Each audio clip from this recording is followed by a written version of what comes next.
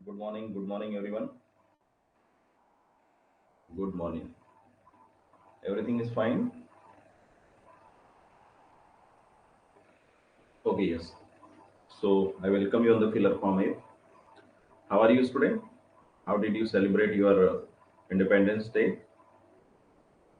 You celebrated your Independence Day? Okay, good morning.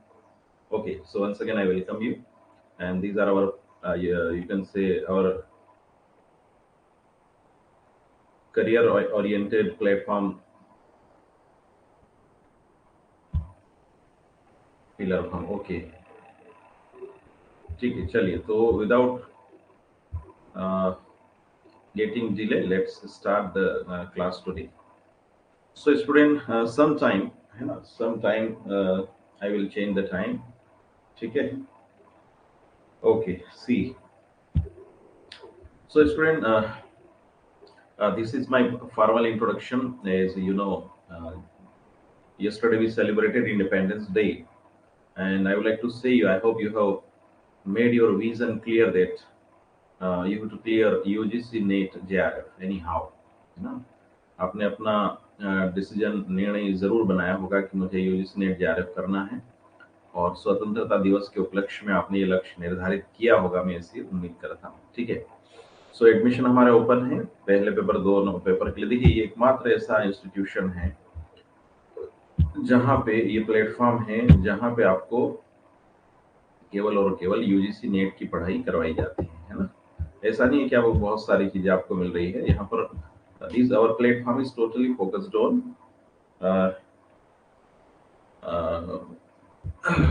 UGC NET. These are our courses and अभी आपको independence day के offer भी चल रहे हैं. If any new student join us then you can get the offer benefits. ठीक है. When live classes, MCQs, notes etcetera and so many, you can say, practice set, mock test we provide you. ठीक है. And here are you can say DISENG10. This is my code. After using this code you can get 10% off. ठीक है. So here I am your mentor Dinesh Brahmane. So let's start without getting delayed. चलिए. So today we have to discuss Mulk Raj Anand. Mulk Raj Anand. Today we have to discuss Mulk Raj Anand. I hope everyone has heard the name of Mulk Raj Anand. सभी ने सुना इनका नाम. I hope you have heard the name of मुल्क राज आनंद. ठीक है ना. 1905 में इनका जन्म हुआ था. 2004 में इनकी डेथ हुई है. ठीक है. In 2004 he died. ठीक है. चलिए देखते हैं हम. तो basically he born in Peshawar. So I would like to ask you where it is. Peshawar कहाँ है बताइए. 1905 में इनका जन्म पेशावर में हुआ है. Where it is. This city. Where is this city situated. Tell me. Where is this city situated? In 2004, he died in 2004. बताइए. Where? Peshawar is in Pakistan. And it is in Pakistan.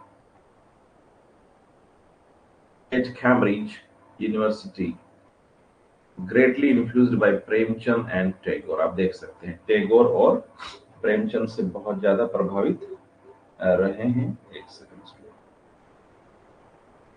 ठीक है. प्रेमचंद से बहुत ज्यादा प्रभावित रहे. चलिए. तो आवाज, audio video everything is fine.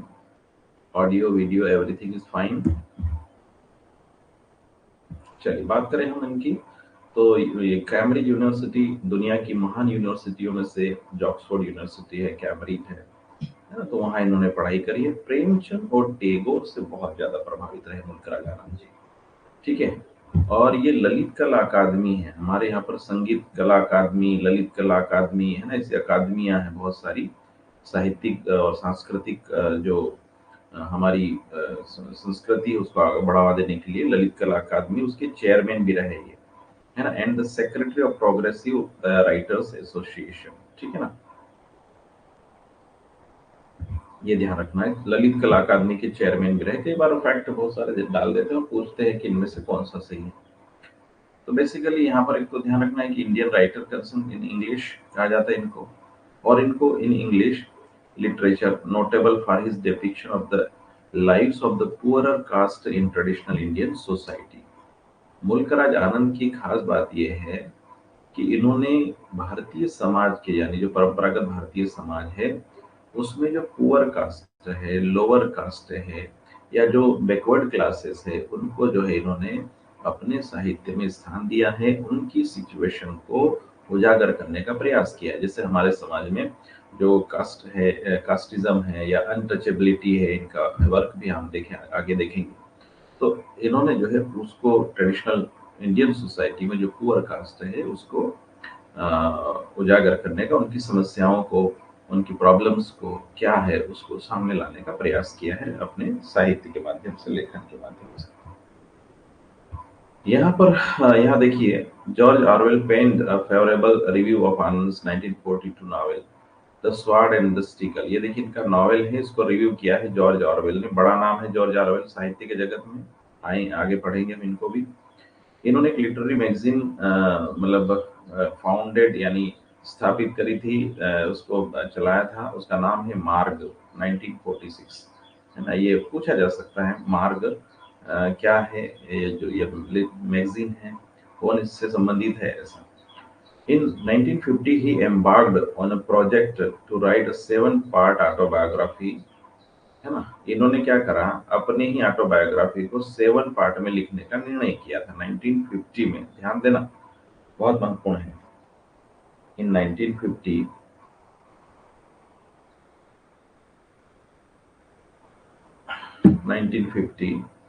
है ना। तो यहाँ पर आप देख सकते हैं उनका पहला पार्ट जो आया था वो था morning face.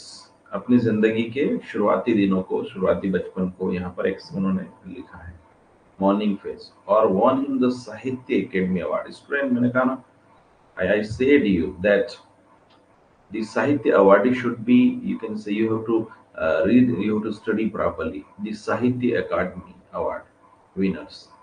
So, Morning Face, it is an autobiographical, you can say, writings. It is the first part among the 7 parts, and it won the Sahitya Academy Award. ठीक है ना, तो ये ध्यान रखना है। 7 पार्ट में अपनी ऑटोबायोग्राफी लिखने का निर्णय किया था। उसमें जो पहला पार्ट है मॉर्निंग फेज, ये साहित्य अकादमी अवार्ड जीतता है। ठीक है। In 1950 he was awarded the international peace for world, है ना। ये देखिए इनको इंटरनेशनल पीस फॉर वर्ल्ड का पुरस्कार मिलता है। और he called himself a bogus professor, है ना। अपने आप को ये बोगस प्रोफेसर के रूप में जानते थे। फैक्ट है, पूछा जा सकता है, who is called himself a bogus professor, तो मुल्कराज आनंद है। He is known as founding fathers of English, Indian English novels, है ना। जैसे हमने पोयम के देखा है, तो यहाँ पर जो है इंडियन इंग्लिश नॉवेल्स के फाउंडिंग फादर्स के रूप में जाना जाता है। ठीक है। He met Forster while he was working on T S. Eliot's magazine. ठीक है। क्राइटेरियन ये मैगजीन है टी.एस. इलियट साहब की, और इन्होंने इसी दौरान जब ये इनके ऊपर काम कर रहे थे, तो ये इनकी मुलाकात होती फोस्टर से। बड़े नाम है ई एम फोस्टर, है ना, हम पढ़ेंगे इनको। और he combines anthropology, history and fiction. He combines anthropology, history and fiction. अपने जो राइटिंग्स में एंथ्रोपोलॉजी को, हिस्ट्री को, फिक्शन को शामिल करते हैं। आते हैं, रिपीट हो रहा है ये वाला पार्ट, है ना, सॉरी। अब यहाँ पर देखिए इनकॉर्पोरेटेड पंजाबी एंड हिंदुस्तानी। ये देखिए पंजाबी है ना, बेसिकली आप देखेंगे पेशावर जो है आपके पंजाब का ही एक पार्ट है उधर। तो पंजाबी और Hindustani idioms into English, and he is regarded as India's Charles Dickens. ये ध्यान रखना क्यों कहा गया, बहुत महत्वपूर्ण है, वेरी वेरी इंपॉर्टेंट। जो मुल्कराज आनंद है, उन्होंने क्या किया, पंजाबी और हिंदुस्तानी जो इडियम्स होती है, मुहावरे होते हैं, फ्रेज होती है, उसको इंग्लिश में उन्होंने इम्प्लीमेंट किया है। और ऐसा इनको इंडिया का चार्ल्स डिकेंस कहते हैं। ऐसा इसलिए कहते हैं कि चार्ल्स डिकेंस ने भी, बड़े राइटर हैं, हम देखेंगे, चार्ल्स डिकेंस ने भी अपने आप कह सकते हैं कि अपनी जो जब लिखते थे तो इंग्लिश में लिखते थे, लेकिन उसमें अपने जो लोकल लैंग्वेज है, कुछ उन्होंने लोकल लैंग्वेज को भी क्या है, उन्होंने अपने राइटिंग्स में यूज किया है। तो भारत का चार्ल्स डिकेंस किसे कहा जाता है? वो है मुल्कराज आनंद को कहा जाता है। ठीक है, ये ध्यान रखना है। उसके बाद में हम बात करें तो he is one of the pioneers of Indo American fiction together with R K Narayan, Ahmed Ali and Raja Rao. ठीक है ना। तो ये बड़े नाम हैं इंडो अमेरिकन फिक्शन में, नॉवेल में, है ना। किनके साथ में? R K Narayan, Ahmed Ali and Raja Rao. इनके साथ में जो है मुल्क राजा आनंद का भी एक बड़ा नाम है फिक्शन के क्षेत्र में, इंडो अमेरिकन फिक्शन के क्षेत्र में India. Spend half of his life in London and half in India. देखिए, आधी जिंदगी इन्होंने लंदन में इनका रहा है और आधा जीवन जो है भारत में रहा है। 2004 में इनकी डेथ हुई है, आप देख सकते हैं। इनकी ऑटोबायोग्राफीज देखिए कुछ। सेवन समर्स है ना, 1951 में आई। It is in 7 volumes.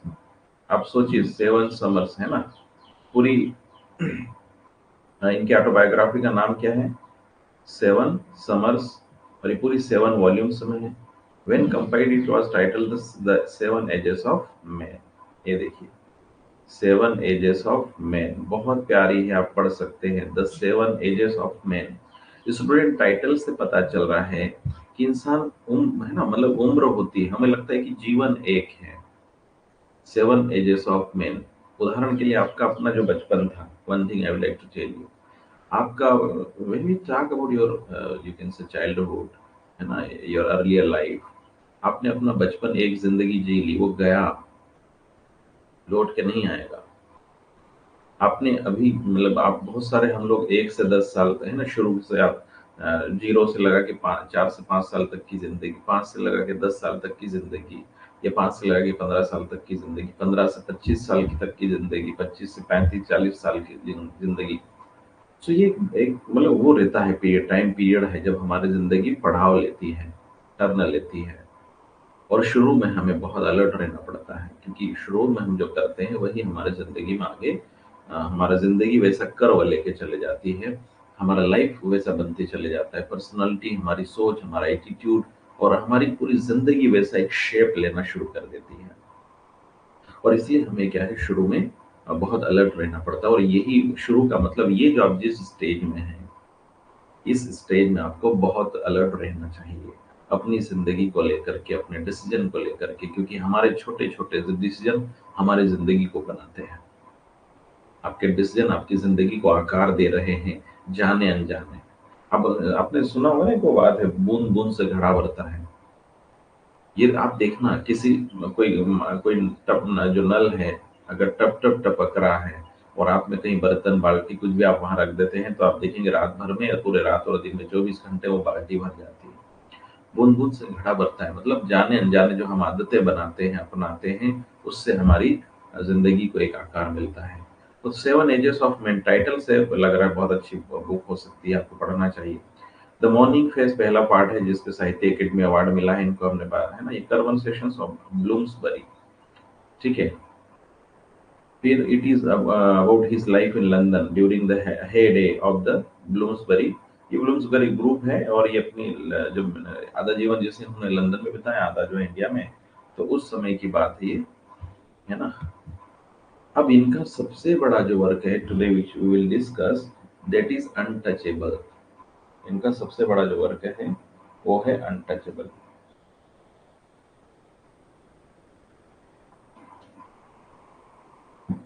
So once again, let me confirm. Rituraj, आवाज आ रही है बेटा? Rituraj, everything is fine? Everything is fine? Please leave your message.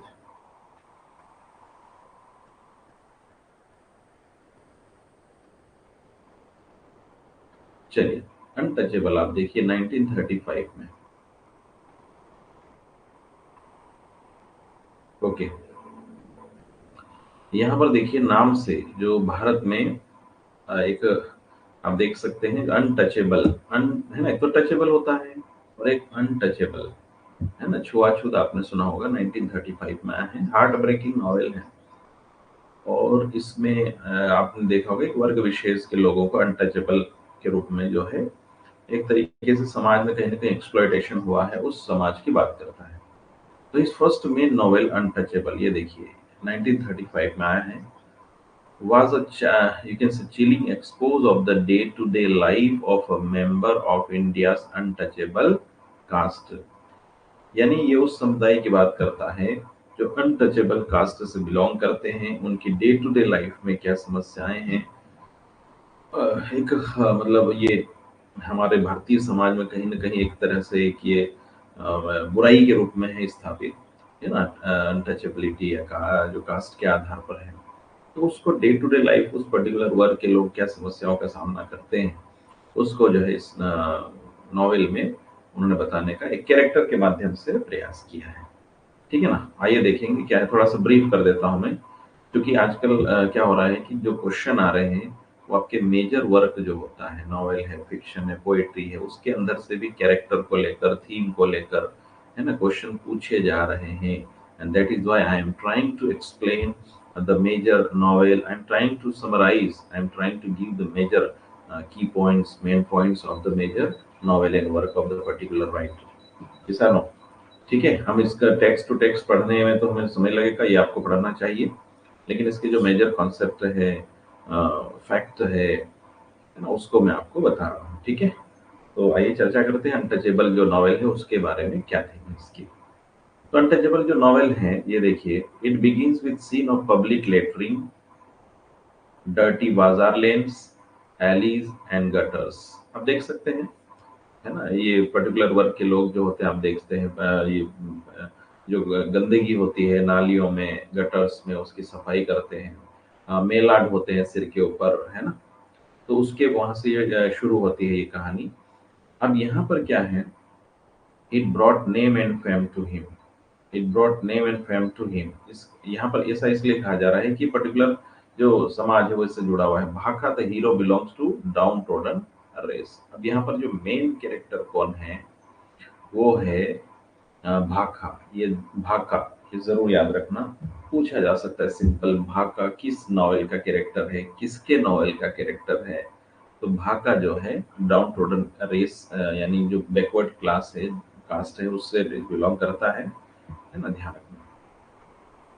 इसमें क्या है, the introduction of untouchable is written by E M Forster, है ना, इनके द्वारा लिखा गया है। फॉस्टर ने लिखा है, अवॉइडिंग रेट्रिक एंड सरकम, ये देखिए, circumlocution, it has gone straight to the heart of its subject and purified. Avoiding rhetoric and circumlocution, it has gone straight to the heart of its subject and purified it। M Forster साहब कहते हैं untouchable novel के बारे में, वो कहते हैं कि बहुत जो शब्दों का या अलंकारिक, है ना, स्वरूप देने की बजाय उसको अवॉइड अगर कर दे, तो यहाँ पर वो कहते हैं कि इसका जो सब्जेक्ट है ना, वो क्या हमारे सीधे हृदय को छूता है और वास्तव में है भी, सेंसिटिव है। ठीक है ना, सैन का कहना है। This novel was inspired by his aunt's experience. देखिए, ये भी क्या है, ऑटो मतलब कहीं ये नॉवेल जो है उनकी जो उनकी आंटी का जो एक्सपीरियंस है, यानी when she had a meal with a Muslim woman and was treated as an outcast by his family. ये जो है मुल्क राज आनंद जी की आंटी थी, है ना, उनके साथ में कुछ ऐसा अनटचेबल वाला बिहेवियर हुआ। तो उसको देखने के बाद में उससे प्रेरित है। क्या हो रहा था कि एक बार उनकी जो आंटी है वो बताती हैं कि एक मुस्लिम महिला के साथ में भोजन कर रही थी, ठीक है ना, had a meal with Muslim women, और वो जो महिला थी वो क्या है, उसको आउटकास्ट बाय हिज फैमिली, यानी एक तरीके से अनटचेबल के रूप में उसके साथ बिहेव कर रही थी। अब यहाँ पर देखिए, depicts a day in the life of Bakha, है ना, बाका, a young sweeper who is untouchable due to his work of cleaning latrines। अब ये बात केवल महिला की नहीं है, पूरे परिवार की, सबका अलग अलग अनुभव है। सेम भाका क्या है, अभी बहुत ज्यादा अनुभव नहीं है। जो पुराने लोग हैं, जो उम्र दराज हो गए हैं इस पर्टिकुलर कास्ट के, उनको अनुभव है, उनको आदत है। ठीक है ना, ऊपर से पानी दे रहे हैं, अलग से दूर से ही कोई भी खाना दे रहे तो दूर से दे रहे, छाँव नहीं पड़ना चाहिए, बहुत सारी बातें।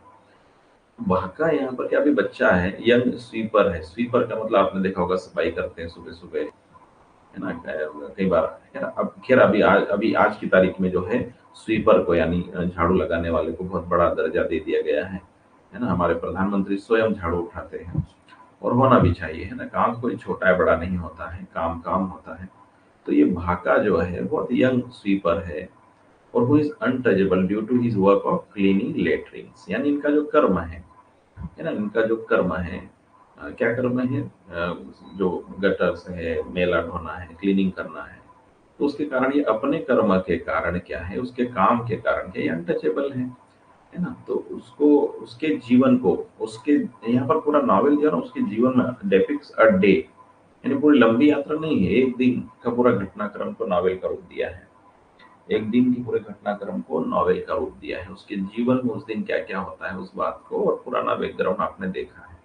मतलब देखिए, ये थोड़ी विडंबना है ना, कितनी बड़ी विडंबना है कि जो गंदगी करता है वो श्रेष्ठ है, गंदगी साफ करने वाले को छोटा माना जाता है। ये हमारे भारतीय समाज में कुछ कुरीतियां हैं, बुराइयां हैं, जिसको आप और हम जैसे पढ़े लिखे लोगों को इसको दूर करना, अगर कहीं भी अगर आपको ऐसा लगता है, फिर से कह रहा हूँ, आप, कितनी बड़ी विडंबना है, जो गंदगी करता है, गंदगी फैलाता है, उसको श्रेष्ठ माना जाता है, और जो सफाई कर रहा है उसको छोटा माना जाता है। तो इस पर हमें ऐसी, हालांकि अब ये संवैधानिक कानूनी रूप से गलत है। तो यहाँ पर आप देख सकते हैं क्या है, भाका के साथ में क्या क्या होता है, ये देखते हैं। The entire plot gives us the account of events happening in a single day in the life of भाका। पूरा आपको मैं फिर बता रहा हूँ, पूरा जो नॉवेल है, पूरा जो प्लॉट है, एग्जाम में पूछा जा सकता है कॉन्सेप्ट में, पूरी जिंदगी के बारे में नहीं है। ये भाका जो अभी यंग स्वीपर है, नया नया अभी युवा झाड़ू लगाने वाला है, उसके जीवन में पूरे दिन भर में क्या क्या होता है, उसको यहाँ पर जो है बताया गया है। क्या, he doesn't like to do toilet cleaning but wants to study and be a learned man. Bakha क्या चाहता है, वो टॉयलेट क्लीनिंग और ये सब नहीं करना चाहता है। वो क्या करना चाहता है, पढ़ाई करना चाहता है, एक ज्ञानी व्यक्ति, लर्नड मैन, बुद्धिमान व्यक्ति बनना चाहता है। अब यहाँ पर क्या है, इनके पिता है लाखा। देखिए, भाका और लाखा, अब देखिए, Lakha is the father of Bakha, है ना। लाखा क्या है, इनके पिताश्री है। Who is a bit of antagonist in the novel, who is a bit of, थोड़ा इनका कैरेक्टर बहुत बड़ा नहीं है, छोटा बहुत कैरेक्टर है इनका, लेकिन कैरेक्टर है। और उनका प्रोफेशन भी क्या है, स्वीपर है। यानी लाखा जो है, भाका के पिताश्री है, वो स्वयं भी क्या है, स्वीपर है। अब आप यहाँ देखिए, the outcast were not allowed to draw. अब देखिए यहाँ पर क्या क्या समस्याओं का सामना करना पड़ता है, कहानी आगे बढ़ती है। द आउटकास्ट यानी जो अनटचेबल लोग हैं, उनको क्या क्या, were not allowed to draw water, है ना, फ्रॉम वेल्स, कुओं से पानी नहीं निकाल सकते, इंटर टेम्पल्स, मंदिर में नहीं जा सकते, और basically touch anything as it would make anything impure and corrupt.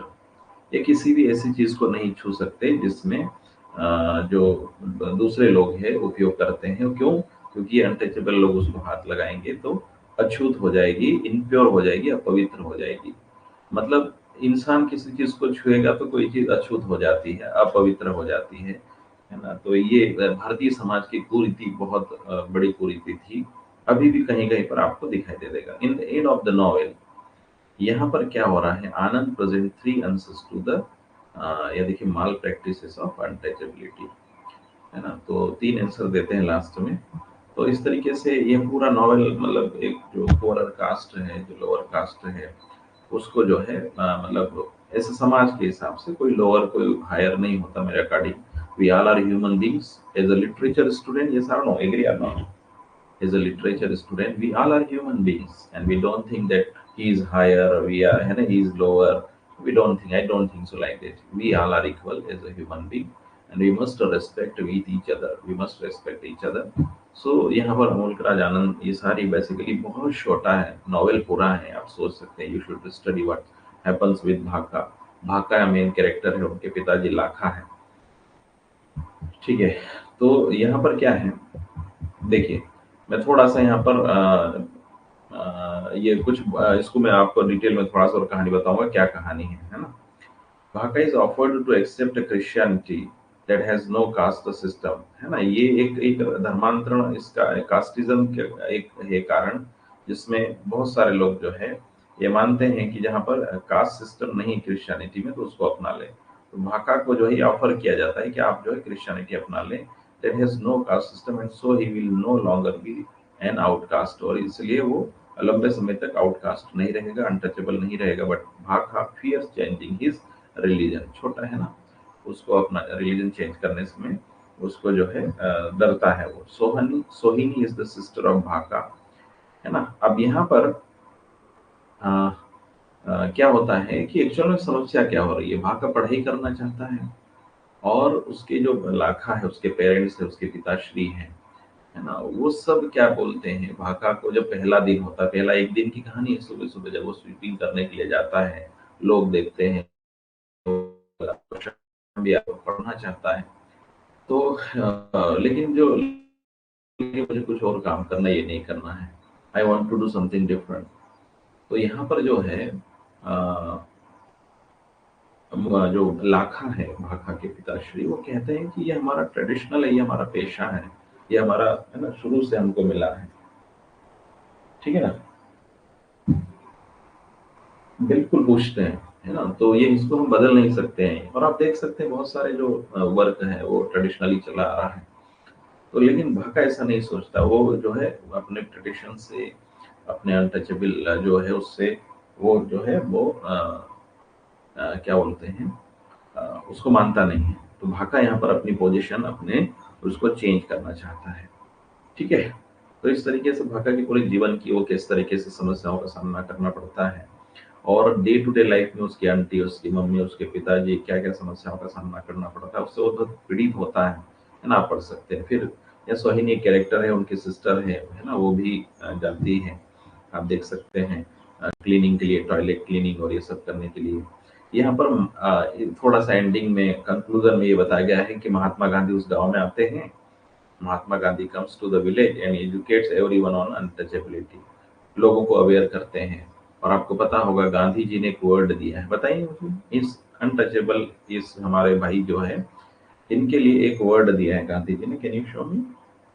वो वर्ड है हरिजन, ठीक है ना। आप देखेंगे हरि यानी ईश्वर के जन, लेकिन आजकल इसको जो है गलत लिया जाता है। जिस शब्द में हरि है उसको भी हम छोटा, मतलब उस शब्द को भी गलत तरीके से लेते हैं। तो ये एवरीथिंग डिपेंड्स अपॉन मानसिकता, एटीट्यूड, है ना।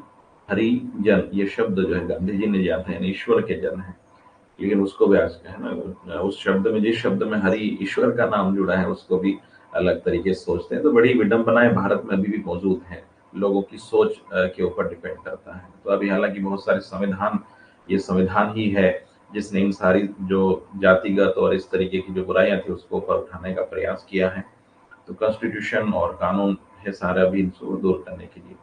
इन द कंक्लूडिंग पैराग्राफ क्या होता है, a person randomly comes into the scene, एक अचानक एक सीन में आता है एक व्यक्ति, and informs everyone about a machine, है ना, ये एक मशीन के बारे में इन्फॉर्म करते हैं, perhaps toilet flush that will clean, you can say faecal, है ना, मैटर्स ऑटोमेटिकली।